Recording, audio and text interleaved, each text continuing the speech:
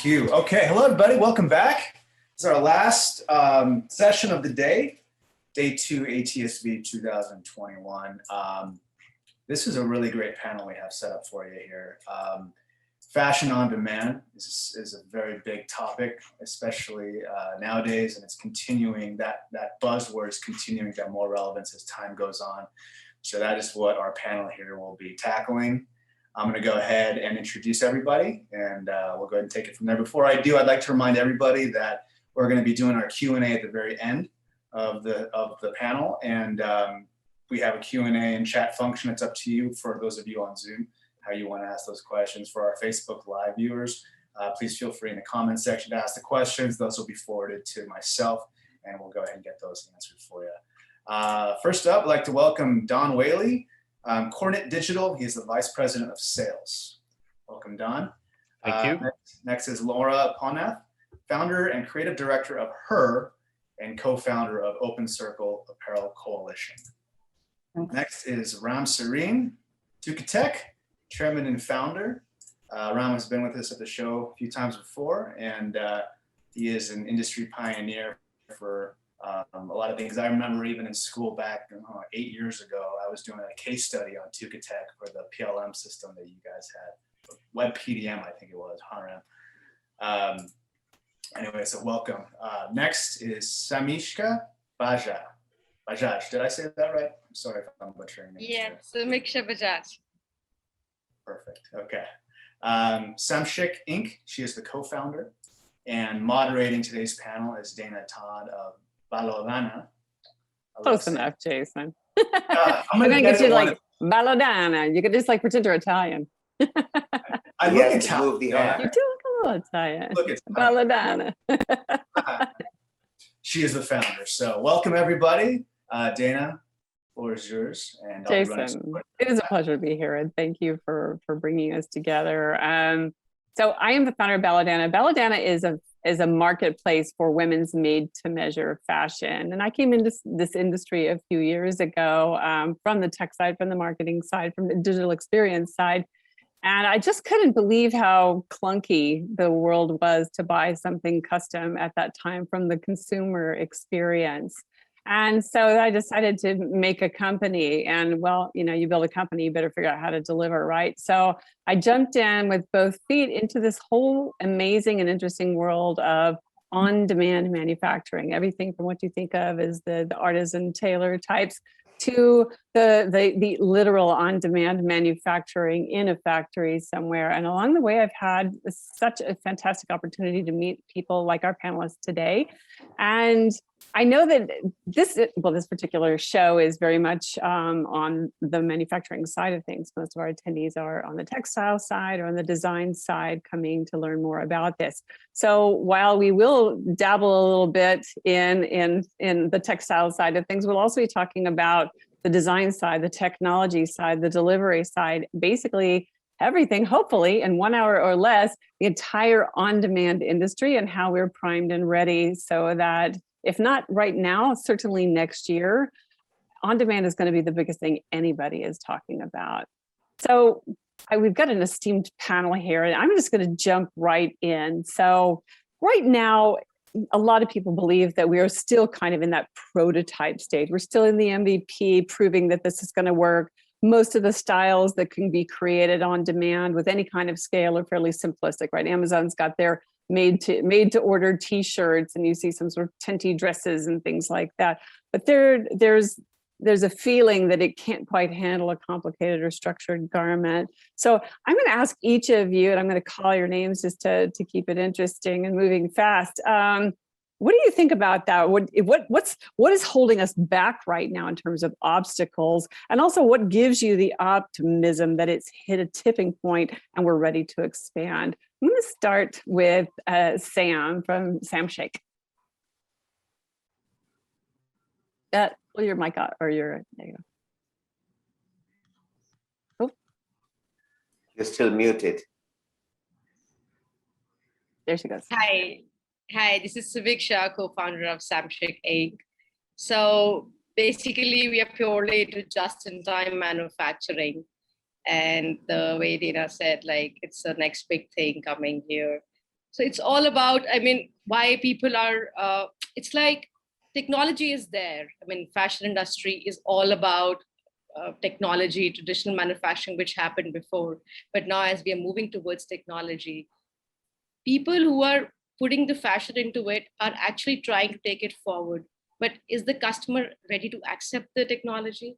Is the customer, if we talk about in the front end, is the customer is ready to accept we're talking about technology like body scanners? Fashion, which is being coming from the backside, like, okay, it's like technology is there. There are certain things which can be incorporated into supply chain, but are the people who are actually manufacturing, they're ready to take the risk of using those technologies so that they can actually use those technology and implement them and give a benefit to the customer. When we talk about sustainability, there are so many things that can be done in just-in-time manufacturing, with which we can save on fabric, which we can save on textile, and do just-in-time manufacturing by giving the customer what they actually want. But it's all about two-way thing where customer and the manufacturer coming together and create that awareness among everybody that now it's a time that we should also think about the sustainability bit, and customers should also promote those manufacturers where they are doing just-in-time manufacturing. So I strongly feel that there is a connect which is coming forward, and we have to take one step ahead in both sides, creating awareness among the customers, and at the same time introducing and accepting the technologies which the companies like Tukatech, they're coming forward. But everybody's not ready to take the risk of spending so much. They're not ready to make the changes in the traditional industry, which has been running from decades now. And fashion, unfortunately, is one of the industries which is at a very nascent stage in technology, and a huge opportunity to start with the technology and accepting it. So let's say when we talk about manufacturing, everywhere globally, we are still using manufacturing units like sewing machines, which is still run by seamstresses. Still, there is no, we are talking about robotic sewing machines, but still is not heavily accepted by the manufacturers, which are actually doing manufacturing. Still, they're completely dependent on seamstresses. Similarly, if you talk about CAD softwares, not everybody, we're talking about Pakistan, Vietnam, Bangladesh, India, not everybody is not using right now. Still, people are relying on manual pattern masters because they think they have an experience of 50 years or 30 years, how a technology can come in and replace that CAD system software, where pattern masters were having 50 years of experience, how a technology can quickly change everything. So it's both ways, I believe. Industry also is now, because of pandemic, they're accepting it. They think that innovation is required. We have to accept the technology. We have to replace the pattern masters by CAD manufacturing system. We have to replace the designers by 3D design softwares. At the same time, customer is also getting aware that we have to think about sustainability, which industry is talking about from years and years now. We also have to think for our dresses, which is being ethically sewn or not. Are they paid on time? Are they given everything what they're required for their daily needs?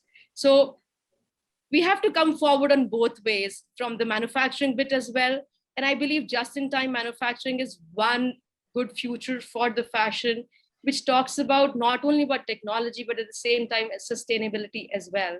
So when we talk about just-in-time manufacturing, we are getting rid of so many things like extra textile, which is being produced on assumption, which is being produced on just previous sales and the future forecast. Absolutely. So it can not only help, it can not only help us in terms of producing the garments which are required by the people, but also help to save the environment also.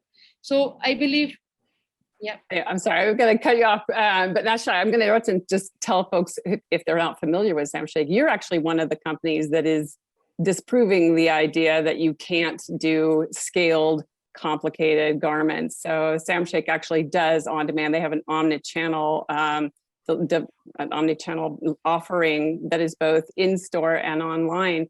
And you've got dozens of different and quite sometimes complex products within your product line. But you mentioned fabric, so I'm going to jump over to Dawn. And hopefully folks on this here at the conference have heard of Kornit, but maybe they haven't. Could you tell us a little bit about how on-demand fabric plays into this? What are the obstacles to adoption, and what makes you optimistic? Yeah, I think we're saying kind of two markets, right? So there's the decoration of finished goods, which for us has been absolutely explosive. And frankly, that's what's made the company. And if you talk to our folks on the direct to fabric side, where they're taking white fabric in, custom decorating that fabric for future cut and sew and custom products, there's two big issues. I think the tech side is, I think to Samiksha's point, there's some complexity there, and there's, I think, a fear of risk and a lack of investment. And there's these very deeply entrenched supply chain where I think the retail and brand owners are still very oriented around cost per piece. And they're not really looking at the total cost, supply chain cost and environmental footprint. That's one aspect. And I think the second is from a nearshore and onshore perspective, there's a lot of noise about it. And we're talking to clients actively. We're looking at setting up micro factories in the free trade zone here in the States. And there's another component, which I hear consistently, is there's a bottleneck from a cut and sew perspective. Expensive labor, lack of automated robotic cutting and sew, or sewing, I should say. And it's fairly intense from a process perspective. So I think fundamentally, that's one of the big barriers we've got to overcome from a nearshore, onshore, and particularly from a custom perspective. I think JIT is a little more viable than hardcore custom, one-offs in that model, but the cut and sew is absolutely an obstacle for us today. And I think the key thing there is labor costs and how do we automate that process to make it economically viable. It's a pretty tough challenge right now. Oh, well, and I'm going to flip it over then to Laura. So Laura, you are a designer, pattern maker, technical person who is actually looking at trying to be at the very front end of this whole process. So from your point of view, what are you seeing as obstacles and opportunities? From my point of view, I think on-demand manufacturing plays a critical role in solving the industry's waste problem. And I hope and I believe that niche brands will push this forward. And because they are willing to rethink how fashion is done, and they're also willing to run down doors and close doors, really. So, yeah. Yeah, just if I can comment, a lot of where we see traction, particularly on the custom garment side, not the spot decoration on finished garments, is just there. It's what we call the digitally native brands, a lot of the nascent brands that don't have hardcore brick and mortar. They're not high volume yet, and they're willing to go down that new path because there's not a lot to undo, right? And it's their quickest route to market. And I believe it's important to build that as a base, because we believe that's the future. So we don't have to rebuild anything. We do it from a get-go. And I should also mention that Laura is one of the founding members of a new nonprofit called the Open Circle Apparel Coalition, which is hoping to kind of drive adoption through creating some standards and pseudo standards. Maybe you could tell us a quick bit about that. So yeah, Open Circle Apparel Coalition is a project that wants to minimize waste in the fashion industry by open source collaboration, really. Yeah. There's no such, I don't think there's much open source going on right now, but I know Ron has a lot of feelings about open source and has been such a passionate flag bearer for us. So without further ado, Ram, I didn't mean to hold you for last, but I know you have a lot of opinions on what you see are the obstacles. All going from young to older, right? No, why is I'm sorry, okay. Speak for yourself, I was trying Ram. to put Dawn in high school. Yeah, right. So okay, Ram, so tell me, you tell us. said something very interesting to start with. Why the hesitation for adoption? I think that is the paradigm shift that we need to address first. And Samiksha, just for your benefit, with the audience benefit, it is actually very rare to see Asia or the manufacturing countries, the vendor countries, have more technology than the technology being used as the countries who are starting. Let me give you an example, just New York or Italy, Milan. Do you know how many people make patterns on the computers? Less than 10%. London, less than 10%.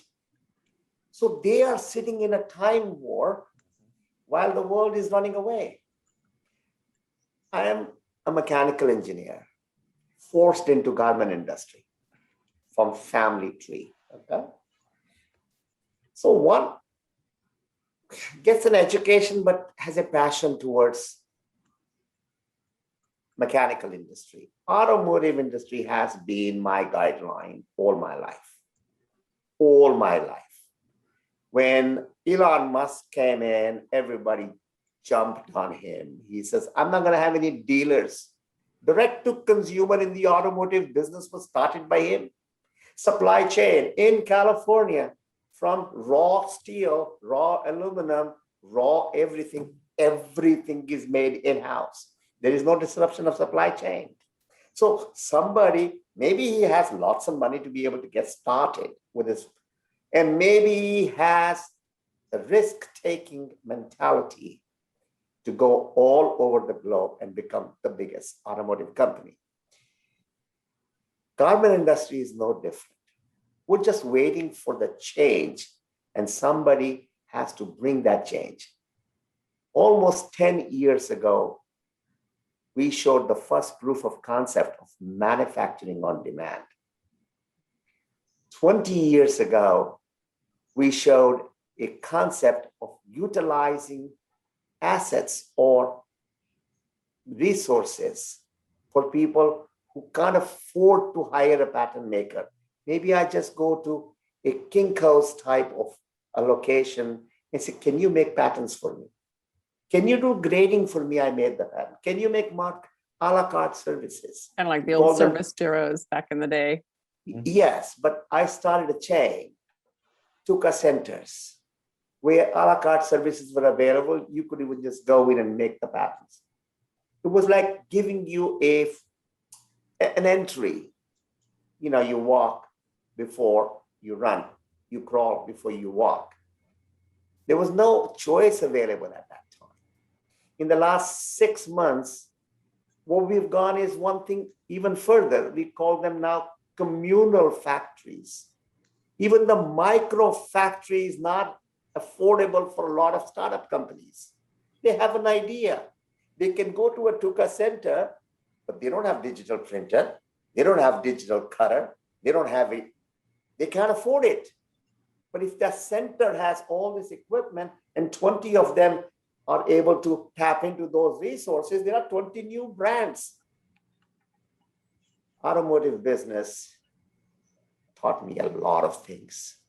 Today, AutoNation is the largest automobile company in sales. Your invoice is public information, no different than in the garment industry. You are going in for shopping, not going from dealer to dealer, not comparing prices. You're not spending time with the used car salesman type of mentality. All that nonsense is being taken out, and so is the cost of that nonsense being passed on to the consumer. So that is the sustainability. When we talk about sustainability, start looking at what is it that I do and why am I doing it? But not just at one place. Go through the entire process. Once you do that, you'll be surprised. That's a really Solution good. will be staring at your face. That's a good lead into my next question, because I want to kind of start at that front end. So Sam and Laura, you're both hands-on with the design process for your companies and your styles. And so tell me how you have to rethink both the technology, but also just like what you make, how you make it, how you design. Does it alter the art when you start thinking about, oh, this has to be produced on demand? Talk to me a little bit about your decision-making mode and process there. So, okay, you go ahead. So my design approach does not really change because I make on demand, but this way of production gives me a lot of freedom while designing. First of all, I can react on trends in real time. And second of all, I can test my designs in the shop before I produce anything. So I make the consumer, or I give the consumer the voice to decide what is successful. I save a lot of money and waste, and because I am able to produce with proof of concept, basically. And yeah, I want to make on demand whatever I imagine. So that doesn't stop me to just do like simple things like t-shirts or anything. Great. Sam? Okay, so I mean, in our case, we don't do bespoke clothing. We don't work much on like designs that if somebody's giving the design and then we are creating from the scratch. So basically, we start our collection looking at the trends and what we have done before and give all the changes that we can think of, that if a customer specifically didn't like the dress, but likes something like a neckline or something, and she can change the neckline and then she might like the dress. So we provide all the various combinations that a customer can think of, like, okay, if I'm liking the particular trouser, okay, I might not like the full length, but I have an option for ankle length. So we don't design in terms of creating a design from the scratch. We create the whole collection, and then a customer gets an option to choose from the various customization bits that, okay, it's a long length, short length, whatever changes they can make. This just help us to give customer a better option and give what they want. And in plus what we try to do is about the fitting that we do. It's not only that you have to fit your into the standard sizes like extra small or just 18, 16 or 14. Now you can have an option from extra small to 9XL, or else you can give your own measurements. So we do customization and just-in-time manufacturing, giving the basis of the design, but you have an option for sizing and other changes that you can do. And the best part while designing, I feel that for us, like as a digital company, we don't have to create all the prototypes. One design, a prototype is being developed and all the combinations are being created digitally, which is a very exciting thing that you don't have to spend so much on creating the different styles. So one design can have 1,500 combinations, which gives the customer and as well as the company more choices for the customer.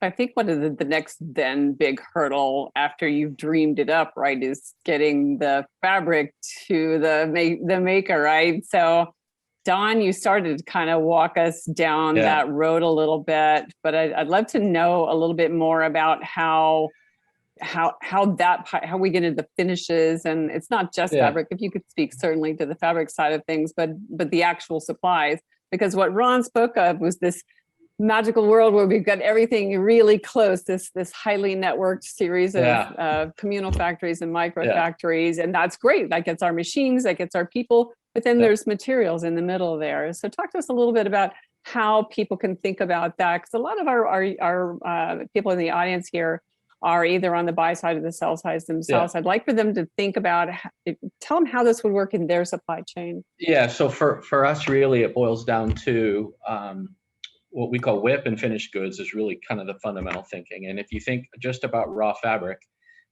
most of the decorated fabric is coming in from offshore through wholesalers, and it's then supplied to the designers of any size, down to small creatives all the way up to the bigger brands for their design, first initial designs, the test marketing, and then into scale, which typically moves back offshore. Fundamentally, what a digital print technology, or ours or other, enables is localized decoration, which can add to what Samiksha was saying about a collection may have different permutations. You try and keep the design simple to enable on-demand manufacturing without overloading the cost side, but give lots of flexibility and choice, both in maybe customized fit of that standard design or decoration of that standard design. And essentially what we can do through our technology, what we enable on the direct-to-fabric side, is lifetime, literally nesting a pre-patterned garment, and it can be infinite design right next to each other. So you can have 1,000 dresses in a row, all with a completely unique design that the customer can choose on their own with a base fabric that's common. So the idea is to simplify the upstream and add the complexity to the decoration and or the patterning, or not the patterning necessarily, but the sizing of the pattern, which you can then digest relatively easily from a custom manufacturing perspective. And so essentially, if you think about it, a digital printer it doesn't care what it's printing. You just tell it where you want it to print, what you want it to print, and there's no complex setup or post-process there. And the distribution's immediate. You've got raw fabric going in, and within 20 minutes, you've got finished fabric coming out. Okay, and you can see, I think this is an image of the, that's Gerber. Yeah, you had a presentation, and I thought, oh, that's cool. So I snagged this off of that feed because I thought it was a good visual for people to understand how visually how this all fits together. Yeah, and so we have a printer with an automatic cutting line in place in Gerber in New York City. We also have one where I am in New Jersey. But bottom line, what it demonstrates is raw fabric in, custom design, laid on top, obviously printed in line, and then cut straight to pattern and sewn right on site. It was interesting, the comment earlier about what some of the feedback is that we hear. I was on a Gerber event a little while ago, and one of the most common threads that we picked up in terms of wants from the creative side was more fabric source. And that's because there's a huge constraint. You get what they give you, right? If you want a custom fabric, custom design, it's going to take a lot of time in an analog model to go offshore. You've got to buy heavy minimums, and you're making a big investment. What digital printing enables is infinite design on demand. Right, so that part of the market's the easy part. I think the harder part is how to keep the product line relatively simple while also providing a lot of variety for choice. Great. And actually, Ram, I saw your presentation a couple of weeks ago where you were showing the new fabric component of the Tukatech software.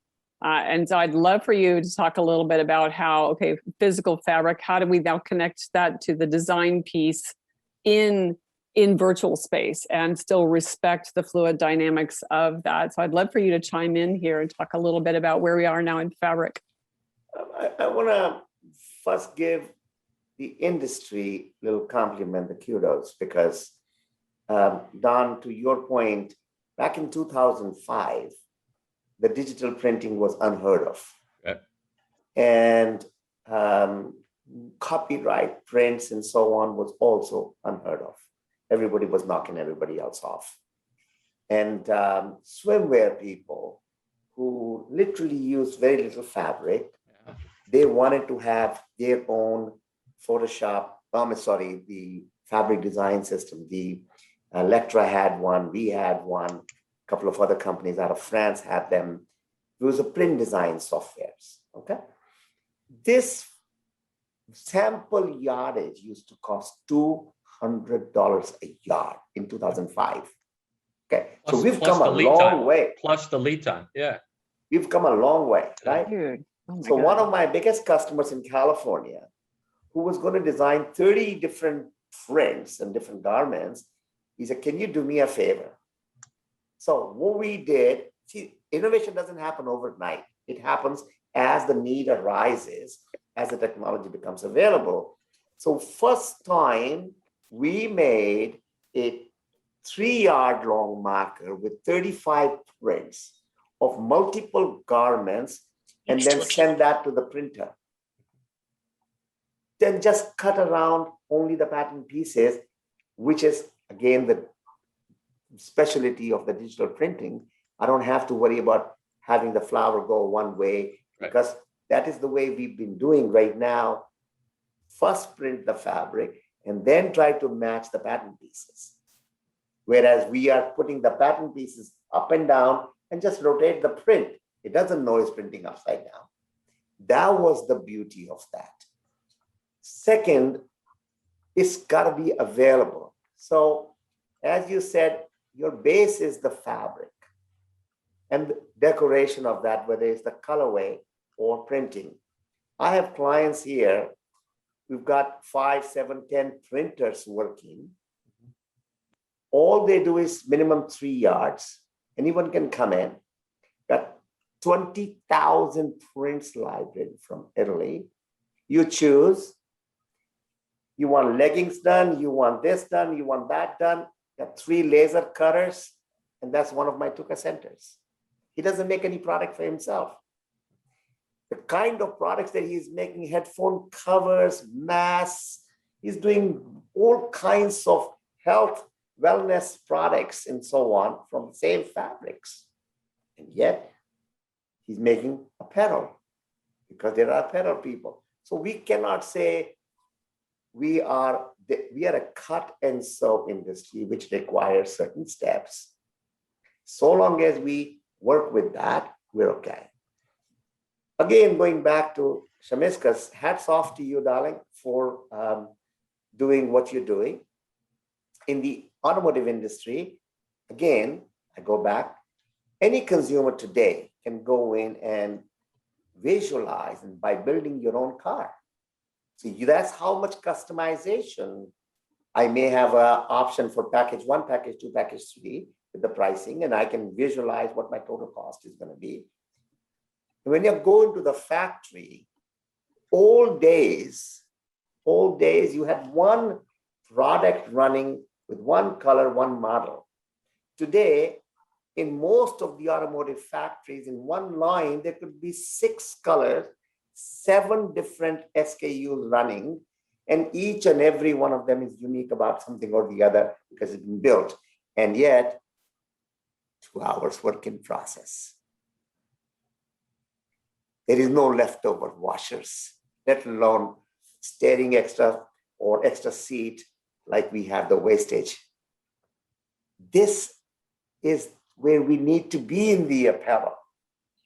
We need to aspire ourselves that we are so wasteful. Just because we're making money, just because somebody hasn't put the gun to our head, we're not reacting.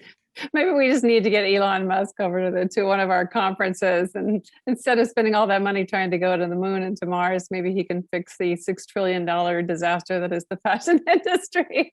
The gun to the head was close last year. Look at how many retailers had a mothball product last year. That right? is true. And if there's not a wake-up call, there isn't one like what we just done. Not only that, if you look at custom apparel online, it's the hottest thing going. Right? We see it. I'm talking to some major brands about setting up some cooperative efforts to try and create some scale around localized nearshore, onshore. And I think there's also layers to this. There's, the high volume product, the standard khakis and stuff. That's always going to be analog production, large buy, large volume. Then you've got, call it JIT, as I think Samiksha was saying, which is smaller batch production to minimize inventory risk and stay current. And then you've got true bespoke, right? And I think the true bespoke custom clothing high end, for me, at least what I hear talking to clients is that's probably the hardest one to solve for because it's high ticket.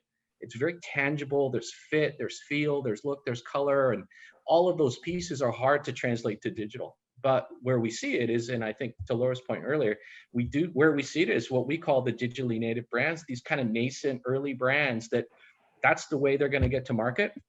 And they're finding a solution because they have to. They don't have the capital to invest in these big operations. And in order to cap on the market, they've got to find a different route and a different design and production model. And that's what we see in our, we're talking to both spectrums of both sides of the market on a daily basis. And that's what we hear. Let's talk about money a little bit. So I hear a lot of times that the big obstacle is capital, right? So capital, collaboration, communication, technology, all these things, right? But all the bottom line is money. We have to invest money, but we also have to make money. I hear a lot of criticism around scale, right? You mentioned, small batches. I'd actually really like it. Samiksha is your formal name. Sorry, I know Sam for a while, so I call her Sam. You've been in this business now. How long have you guys been running Samshek? So, company founded 6 years back, but we spent good 3 years of research, into just research. And we piloted in 2018 and 19, we launched. And the bulk of your markets there is still in India, right? But you've got a pretty substantially growing audience around the world. So talk to us about the success story. I consider you a success story. You are making it work. You are able to grow a business out of air, right? So talk to us about how the business works. And if you don't mind, share your secrets, will you, on how to make this a profitable venture for people? Yeah, as Dawn and Ram suggested, this industry, a lot of companies are there, which are, it's an investment heavy, but as a startup, I would say you start thinking of creative ideas because you're starting from the scratch. You have all the freedom to make changes. You have all the freedom to introduce tech, people, everything. So for us, it was because I had an experience of 5 years in custom clothing, a bespoke clothing with traditional manufacturing system. And I completely understood what are the challenges that you face, what are the challenges for the scale up. So when we came with Samshek, we have all the freedom to introduce technology at different stages of manufacturing, starting from pattern making to sewing to finishing to everything. So that helped us to find out all the creative ways, making it less capital intensive, because as a startup, you can't invest at the first go of all the systems. You start building it. And when you start building it, it happens you understand this is a process. For example, now we're coming up with a software on which machine, which garment is making. So if you're making 1,000 pieces in a day, you cannot run to each and every machine, or you cannot have 500 supervisors to see the machine, which machine is making which order. Let's say we have different marketplaces of US, Balodana, Jane, other marketplaces, and we have 500 orders from Balodana, we have 500 orders from Jane. We cannot see each product on each machine. So this was the biggest task that when we thought that, and when we started with Samshek, that we have to run on each and single machine, that which order is making on which machine. We came up with the system that why not to have an AI, so that tells sitting anywhere in the world which machine is making which garment. So those small things helps us to grow and introduce more technology into it. And the best part was, we never thought that we have to satisfy customer for their own design. We have to satisfy customer for their fit. We have to satisfy their customer for what they are losing on. I mean, when they're going for ready-to-wear market on the retail stores, they have to compromise somewhere or the other. They come disheartened. They spend so much, still they're disheartened that they're not fully satisfied because of some other thing. I mean, if I go to a retail store, if I like something, I would like to have that, irrespective of if I'm liking that sleeves or not. I have to buy the dress because I'm liking the whole outfit. I'll just compromise on sleeves. But there's a sad feeling in behind of your mind that, okay, that I have to get rid of these sleeves. I'll get an alteration done. When you talk about America, alteration is very expensive. Yeah. So yes, that is the main thing. You cannot spend $20 on a dress and spend $30 on alteration. You have to wear it where it was. So when we realized this problem with the customer, we found that, and personally, and when I felt for a good 4 or 5 years that this is a big problem, and Abhishek came in to introduce the technology, there we felt that we have to satisfy women in terms of their fit and do the minor customization, but still at the affordable pricing. That was a success story for us.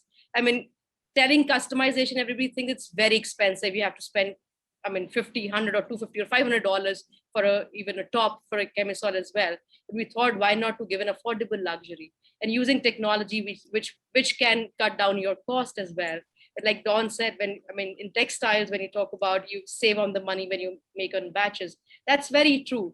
I mean, the only thing what we feel now moving forward is you have to get your costings with the mass production. And that's where the scalability is for just-in-time manufacturing. That if you get down the cost to mass production price, you can scale up to like anything like the mass retail that we are seeing today.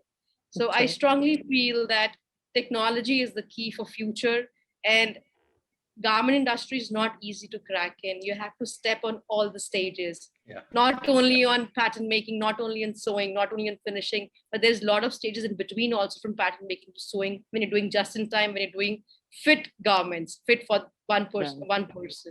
Absolutely. So, but it's a very interesting journey. It's a future. And I think we should, as an industry, as from the fashion industry, we should think in such a way that we can satisfy the customer at the same time we can think of sustainability as well, which is a key for us. So I strongly feel that it's a good future. And with Samshek, we have found that we can make women smiling, whatever the size is, because of the fit that we can provide with them. That gives us motivation every time when we see that the client has right. Yeah. I should also add that you've been able to do it at a price point that is incredibly low, right, compared to what most people think custom should be. So I think the majority of your inventory is all priced below $100, including shipping. And I think most things are in the $60 to $80 range, which I think is just astonishing. When I've shown it to consumers, they're just like, what?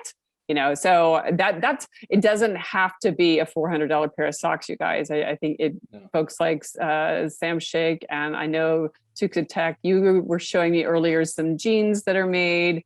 So actually, I'm going to segue over to collaboration, because you mentioned, integrating all this stuff, right? So we've got to get all these pieces to talk to each other, both from the technological perspective as well as a human, company to company. Everybody's still very, rigid about talking and sharing. And I'd love for you to weigh in a little bit, because I know you care about collaboration. But then I want Laura to talk share about something, just building on what she said.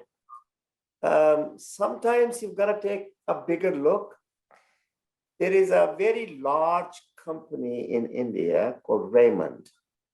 They are a retailer, but their biggest name to fame is because of their woolen mills. There are hundreds and hundreds of their dealers, and it's decade-old practice where men would just walk in choose the fabric, tailor would measure them, and they will make made-to-measure clothing.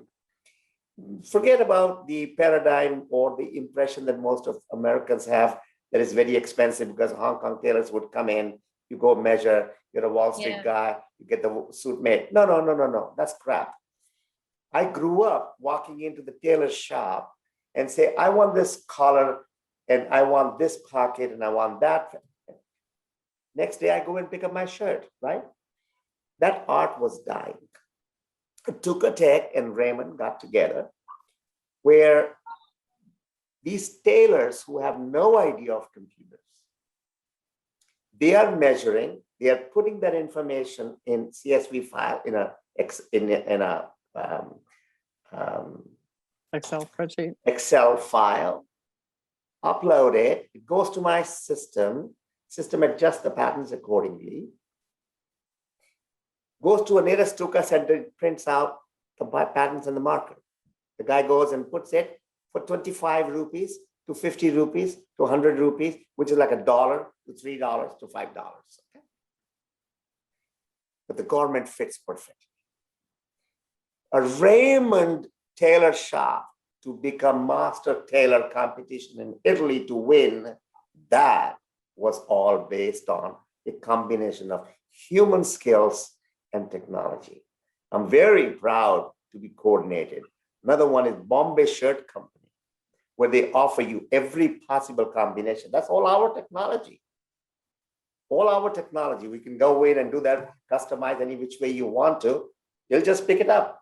One person is doing 100 shirts, 200 shirts, custom shirts in a day. This is where technology comes in and plays a role.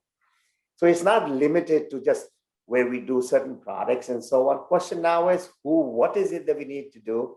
And we need to look at the technology. When you talked about denim jeans, this 24-year-old kid walks in.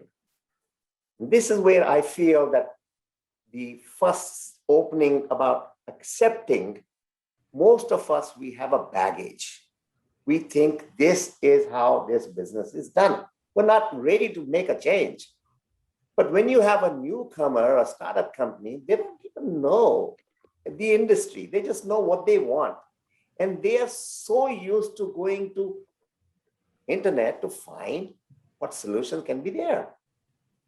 So this guy goes in and finds he's got terrible jeans, doesn't fit, right? He's basically, if you go to his website, he's modeling his own, okay? Lasso Apparel, okay? That's not him, okay?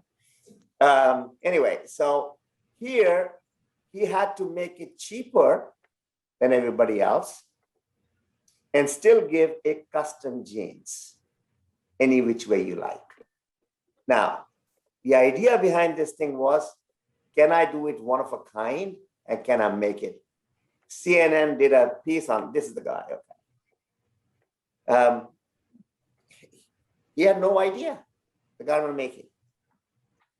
This is not just one, I've got 150 companies who are startup companies who are doing demand manufacturing, had no idea. But let me give you what I feel that this morning's news came in. I have a Tuka Center Communal Factory in Utah.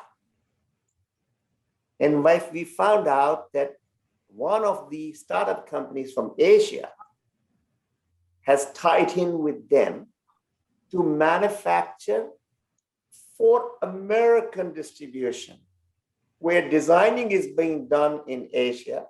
This is, I love the internet. You're everywhere, World Wide Web.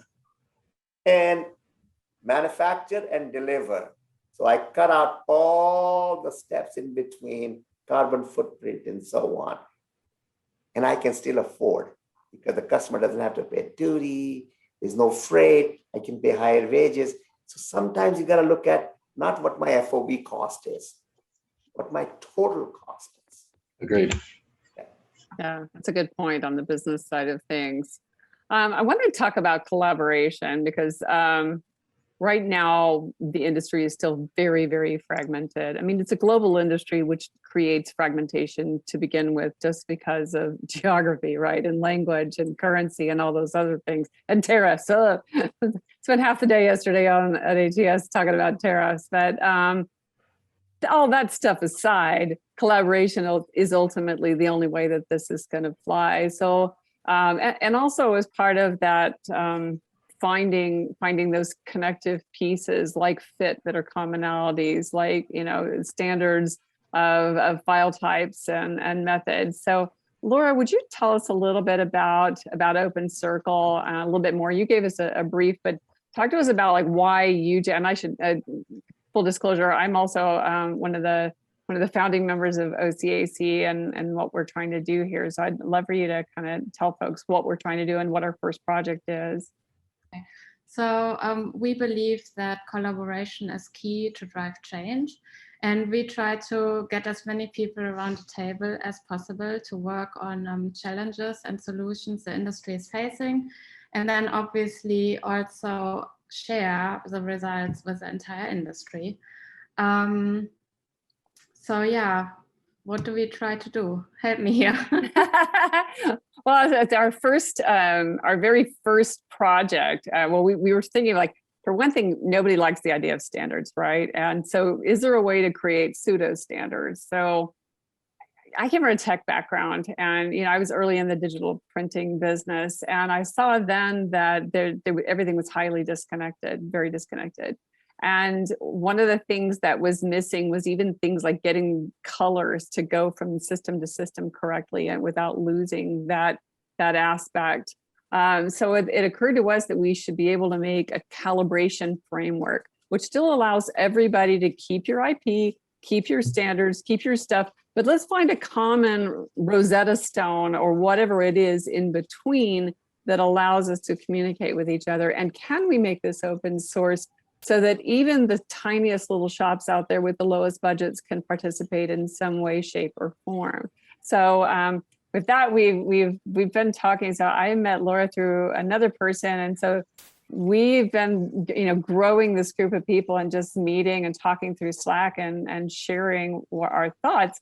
But we're ready to actually start recruiting people who want to participate in creating an open source set of solutions for everybody to play.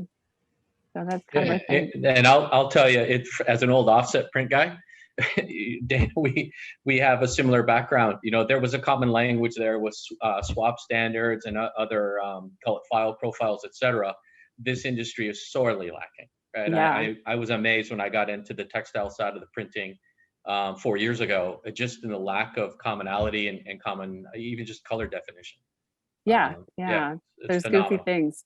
And so like we've been kind of approaching this like, okay, how do we get started from the technology standpoint? And we were like, okay, what if we just take one measurement that is somewhat disputed, but not completely disputed, like shoulder to shoulder back. Let's just start there. Let's just start with one measurement that's a key to most blocks. It's a key to most garments.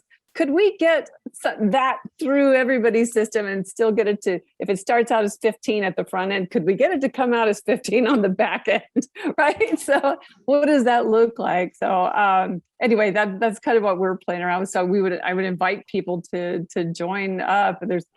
It's considered a giant club right now with no membership dues, but we are all very passionate about finding open source solutions. And I know, Ram, that you've been working on a bunch of open source stuff. And speaking of collaboration, your Tuka centers are all about collaboration. And I know you've done a lot to really drive that in the educational world as well. What we didn't talk about much today is, and Laura, you started doing CAD on the computer side of things, right? But as I don't know, somebody earlier said, like most of the designers coming out of the world today, particularly in the US and Europe, are not learning as much technology as they could or should to make this happen. So we're not teaching the right things at school. So Ram, I know you are very passionate about that. And I'm also, Dondi, are you guys involved in the educational side of things to start training people at the design level? So not yet, and it's a hot topic internally. In fact, and you and I chatted the other day. I've got We're developing, particularly on the direct-to-fabric side, which again it's more complex than just simple t-shirt or finished goods decoration, which it really kind of exploded on its own. We provided a lot of the technology to enable, but there's other players in there as well. And it's a much simpler model. On the bespoke or small batch production side, it's a more complex model.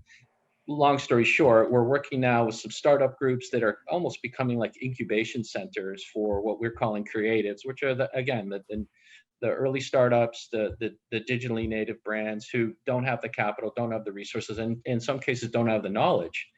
We're starting to affiliate with some groups on the front end to help bring the knowledge and educate and help kind of provide that business guidance.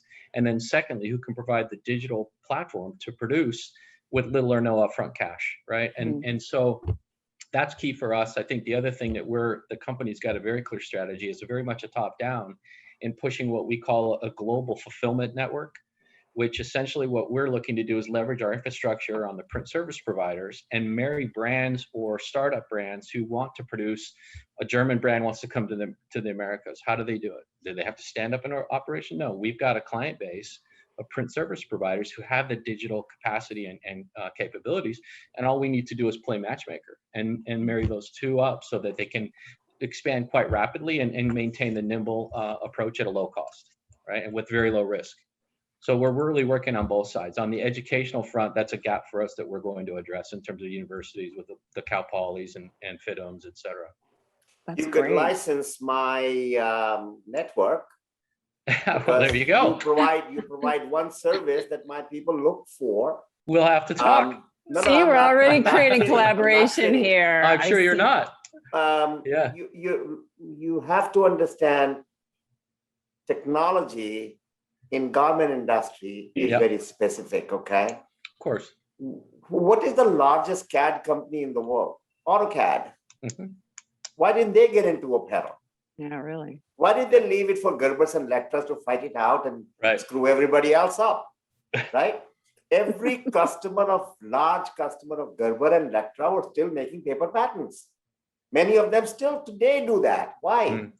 Because it takes a commitment from the company, from the service provider, from the software provider to train the people or make the system so acceptable.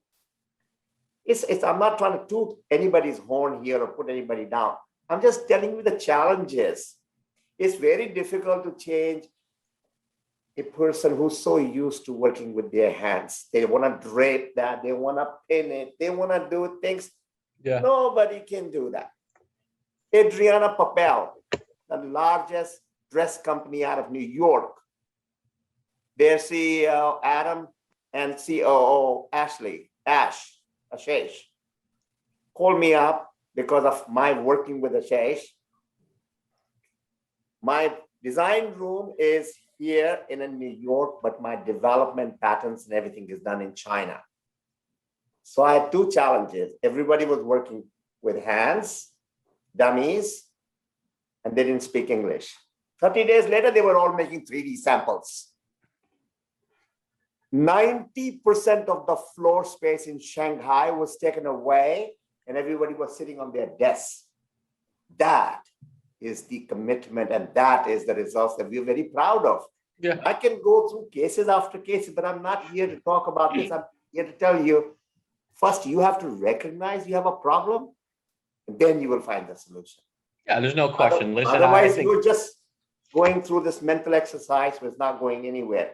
This isn't the first industry to go through it. I did 30 years in commercial print, and you walk through in a commercial printer today, and it's an entirely 100% pivot from where they were 25 years ago when I got into commercial print. It's the exact same situation. And what drove it was the advancement of digital technology, reduction in labor, more effective, more efficient, and it broke 100-year-old habits. And we're just late to the game here. Yeah. Right? Well, and actually, that's I'm going to take that because we have an audience question that they said kind of ties to that. And this is kind of an all play, whoever has an opinion here. How does the cost of custom technology compare to the old school methods? How are the fears of pattern makers and seamstresses quelled by this new technology? So I think there's probably an emotional cost as well as a financial cost here. Who wants to answer this one? Well, you talked about collaboration and making it easier. We did something very unique, first time for the industry. We said, what is it that you're looking for, the end result? This is what the garment is going to look like. So we created templates of 3D garments. From the look of it, the top layer shows you what the garment is, but it's made from 2D patterns, which is fitted on a fit model, certain body shape. So if you delve down, it's a layered information, but each component is available for $5. Yeah. The software allows you to just go in and say, what does it measure? Oh, it gives me all the points of measure. I can go in, change the measurement, system adjust the patterns automatically, and I have a new pattern. You want my tailor edition, cost you $449 a month. You don't have to commit to a yearly contract. You don't like it? Thank you very much. Lovely meeting you. I'm not tying you down to the contracts. I want you to be chasing me, not me chasing you for money. I'm done with the money part. So scary shit goes away. $5 gets you get going. You don't have to hire a pattern maker. When you look at the results, yeah, there is a reason why people are chasing us, because we're doing something that nobody else does. And it's not all about making money. Oh, Laura, as a pattern maker, does that bug you that the thought is you could be replaced by a $5 piece of software? No, I'm just thinking about it, but I also think technology is key here. And I have to say, I learned CAD pattern making in university back in 2002 to 2008. So for me, it's a no-brainer to use technology. And small correction, it's not replacing pattern makers. It's reducing the time taken to get to the end, allowing me to be able to do a lot more with one person. It's manipulating that block to create something new. I want to make it a little wider, a little tighter, a little longer, a little shorter, a little whatever, but the block, the fit is already done. I don't have to play with that. My shoulders fit perfectly on the slope. My armhole fits perfectly in the front and back. All I need to do is add a little fullness. I can do a lot of things in a different way. We don't have to start from scratch. I think that's true. I think even the schools today are teaching not pattern making. Who is going to learn? Who? I have automatic pattern making. I took the CEO of a Fortune 500 company when I launched that in my office. We brought them in. I put him on the stage and I asked him, do you know how to make patterns? He said, he started laughing. He said, no, my accounting background did not allow me to do pattern making. So I said, well, we took his tech pack and we said, all right, why don't you put in all these numbers, which is the measurement chart. When he did that in the software, press the button, it gave him a graded jeans pattern. And they compared that to their pattern because it was their tech pack, it was dead on. I said, I just made you the pattern maker. Gauntlet thrown, Laura. No, Boy. now, no. To get to that, sometimes we go 2, 3, 4 iterations because we don't know if really the garment fits. We have to cut and sew to validate it. We've just done that. Now we are going to make adjustments for what we call fabrics, where the shrinkage is, and so on. That's where the good pattern maker should be spending the time on. So post-prototype. Not coming in with a fit template. That thing is done already for $5. That's where the good start is. Maybe we could get rid of 7, 8 to get to 9, 10. I'd like to get rid of fit models because I feel like that's where a lot of the chaos starts, is in just this randomness of fit models. People just like one of the biggest hit that was taken in the industry was by the fit models. And a lot of people think the fit model is where in your supply chain that we talk about, but go to New York. Every brand has a showroom fit models. Do you know that? Showroom fit models. So I have my line and I have different lines and I have different fit models.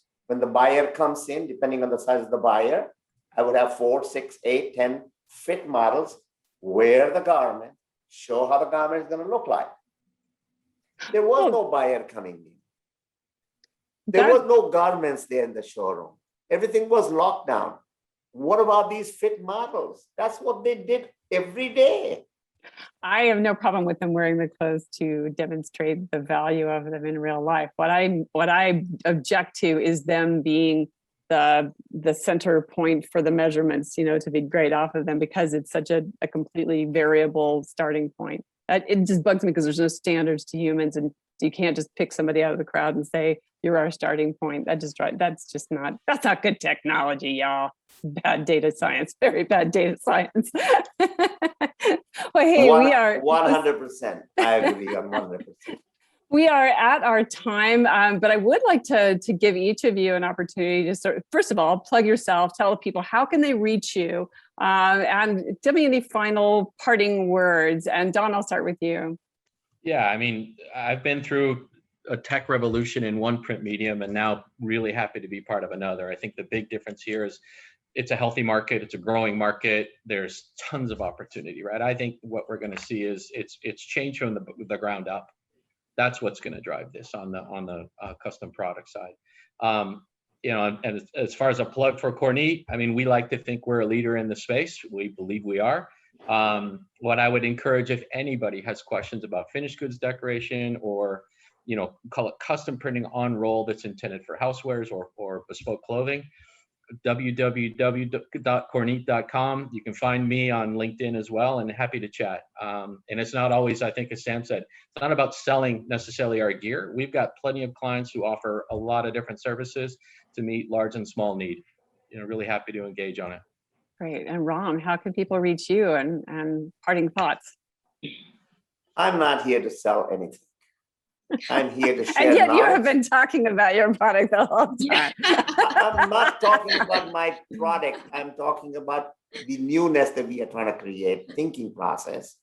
You can't conquer the world. I am here to help you make the right decisions, learn from somebody else's mistakes. And I'm the one who has made a lot of mistakes over lifetime. This is what we call experience. You can't get there without making the mistakes. So 2 years ago, I started a podcast, which is available on Spotify, on everything, iTunes, called Tukatech. That is not to promote a product or a person or a company. It's a conversation between two experts on one subject or the other. We have a lot of subscribers for the colleges and so on, industry people. They come there so that they can listen what not to do. That is the definition of experience. It's called Tukatech on YouTube. There will be no promotion of anything.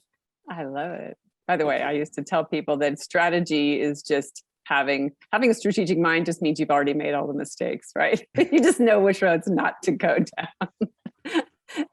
Samiksha, please tell people how they can find your lovely clothes and you, and also parting thoughts. Yeah, so you can check us on www.samshek.com. You can find me on LinkedIn. Happy to chat, always active there. And I would say this is the right time for any startup to come into fashion supply chain, fashion front end. Just get rid of all the conventional thoughts, how the traditional manufacturing is being done, accept the technology, find a problem and solve the solution, give the solution. Forget about what has been happening before. What is happening now and what will be the future, look into that. So I think technology is the key, and it's the right time to get into all this. And as being a co-founder of Samshek and one of the brands which has actually executed just-in-time manufacturing, from a manufacturing perspective and a retailer, I would say this is the best time, and we feel really opportunistic at the same time, lucky to get it executed globally, not only in India, but America as well, and moving towards Australia and UK, sorry. So we should move ahead, just make it disruption. Yeah, that's what I would say. I love it, creative destruction. Laura, last but not least, please tell us how we can contact you and parting thoughts. I'm very excited to see what the future brings for the industry and how we shake it up. Hopefully, people sign up to OCAC, and I'm best reached through email or LinkedIn. And where do people find you on email? My email is laura@hernewyork.com. Great, thank you so much. Jason, are you lurking elsewhere? I am lurking indeed. Hi, Jason. Bring us home, sir. We've just had a fantastic That was panel. fun. Always. That was a lot of fun to watch. Really, so many wonderful creative brains and experience and passionate and really understanding this. We do have a couple of other Q&As popping in. So Jason, maybe you can, before we leave, it looks like you can help us answer a few questions. Well, so you guys, I remember you read off one of them. It looks like these last two you did not read. Bravo. Excellent. Correct. Actually, one of them is just a kudos. Kudos to everybody. Bravo was the word used. Are all these manufacturers part of RAP, since we just learned about RAP? These manufacturers, I think. I don't know if any of the ones you were speaking about during the panel were RAP certified. I think is what they were asking. I don't know. Sam, Ron, No. Don. Nope. Yeah. It's a new concept for me. I'm No, not a manufacturer. I'm a marketplace. It's a certification process for brands and retailers when they're importing from factories. The factories get certified by an independent body for certain compliance issues, okay? So I don't want to go into the details of RAP, okay? But it's a very old organization. A buddy of mine is running it. I saw that he was on your panel, presenting it, okay? He's based in Washington, D.C., and I've bumped into him so many times in Bangladesh and Vietnam and so on, okay? Yeah, the RAP certification is definitely something on the brand side to look for if you're shopping for suppliers. It's pretty, if not on their website or in their marketing material, you'll definitely just ask the question and they'll answer pretty quick. It's just another layer of to mitigate the risk. For transparency. Right. And like where the sourcing of the materials and ethics and et cetera. We'd be asking all factories be part of RAP. Should we be asking if all of these factories are part of RAP? Anybody want to tackle that? I think in terms of, yeah. Here's what I'd like. So as somebody who runs a marketplace where, I have consumers who are asking questions about sustainability, I get emails from people like, where are your suppliers from? How do I know that, that they're able to, how do I know that Sam can produce a $60 dress without abusing humans in the process, right? Mm-hmm. So, we're a small enough marketplace, I can say, I've taken a WhatsApp tour of the factory, right? So like but we're a really flat organization. In other organizations, it's probably not going to be as easy, but it would be very helpful for me to be able to go and check that box, to be able to certify that out as part of how we grow. So I don't have to keep flying around the world. Yeah, I think the sustainability thing, though, there's layers to this, right? I think we tend to oversimplify. There's sustainable production methodologies that don't pollute or minimally pollute, and then there's sustainable business models. And I think we've got an issue of both. There's a lot of inherent production models that are terribly pollution, right? They drive tons of pollution. Bad for the water system, consume gobs and gobs of water, and that's one side of the equation. And then you've got another side where you're buying, a million pieces of product you hope you will sell, only to sell in its secondary channels, tertiary channels beyond that, markdown after markdown, and then it gets written off and burned. I think there's two sides of the sustainability equation that people need to keep in mind. And I think the former, is it an environmentally sustainable manufacturing process, of what's resonating with a lot of buyers now. They want to understand the impact on the environment first, and then the second is what's the business model, my view. Well, and Jason just dropped the URL of RAP in the chat window for those who are interested in that. What I would say, though, just stepping back from RAP and any sort of certification model, if we nail this on-demand stuff, y'all, so Deloitte issued its research last year. It accelerated its predictions for on-demand custom clothing is what they're calling it. they believe that by 2030, the opportunity is there to have 30% of all garments being made on demand.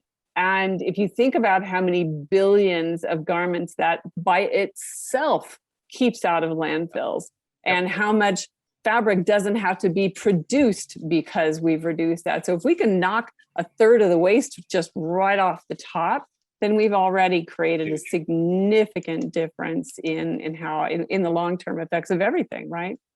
It always But blows just me to away. add, just to add on to that, we predicted in 2018 that by 2023, the entire garment industry, global garment industry, will be producing between 30 to 40% less garments. 30 to 40% less garments. Looks like it's going to be even a bigger number because of what happened with the pandemic.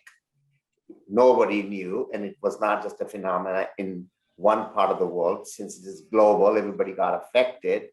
And a lot of people learned a lot of lessons. When Wuhan went to shut down, the entire garment industry shut down because some buttons were coming from this, some thread was coming from. 90% of all the trimmings and so on were coming from Wuhan. And they realized they've just created themselves into a problem. So supply chain has to be shrunk.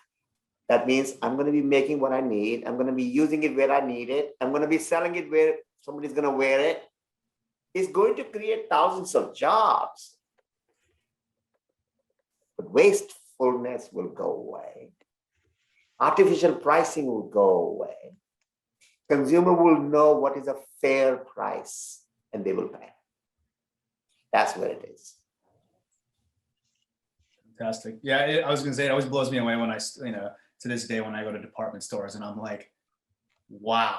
You know what I mean? It really does. I mean, if anybody doubts what you guys are saying, just go to a department store and just run through the logic of how all that's produced, how much of that does not get sold. You know? The way we're going to survive and thrive is demand and supply, not supply and demand. Yep. It's fundamental. Love that. Bingo. Good soundbite to end on there, Don. Yeah. Wow. Oh, thank you. Very powerful panel. Thank you so much, everybody. Somebody asked if this was going to be recording was going to be available later. Yes, it will. All the recordings will. Just make sure you're signed up to the ATS emails, and after the show, they'll all be compiled and sent out. So just make sure you're subscribed. That's all. So, all right, everybody. Thank you so much, everybody. Thank you, guys. Pleasure. Thank you. We get to see everybody in person at one point. Dana, especially you. So take care, everybody. We'll be back tomorrow in the morning. Thank you, panelists, and Thank you. our moderator. Yeah. Thank you. Thank you. Happy You to be kept here. everybody in check, and we're off air, right? No, we're still live, Ron. We're still live. Okay. Well, But yes, no, what I meant we had a was off the fantastic air, panel. meaning not being recorded, but we are. Okay, we are still live. We're Have still a live. wonderful whatever time of the day it is. And Sam, it's really, really early in the morning or late at night. Yeah. 3 o'clock. Go to sleep. Have a good night. Good night. Thank you. Thank you, Signing Dana. off. Thank you. Bye. Thank you, Laura. Bye.